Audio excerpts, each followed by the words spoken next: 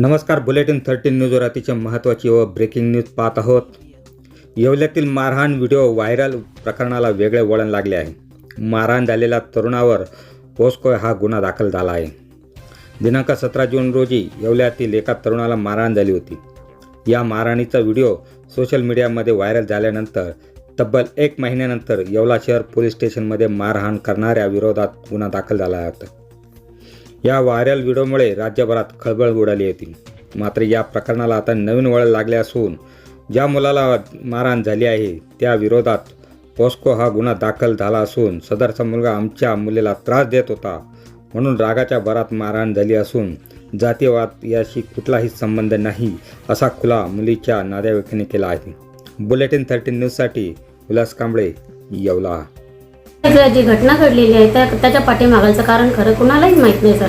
त्याच्या पाठीमागाचं कारण असं आहे की नाही का आमच्या मुलीला मुलं छेडछाड करत होते आणि ह्या छेडछाड करण्यामुळे त्या मुलांनी ह्याच्या पहिलेही 5-6 महिन्यापूर्वी तिला छेडछाड केलेली आहे.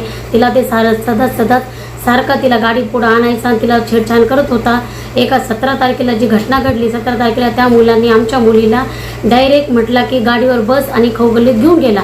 खौगल्लीत घेऊन गेल्यानंतर त्यांनी अनोळखी जागेमध्ये घेण्याचा प्रयत्न केला पण त्या ठिकाणी तिला तिच्या मामाने बघण्यात आलं आणि बघितल्यानंतर तिच्या मामाने त्या मुलाला मारहाण केला.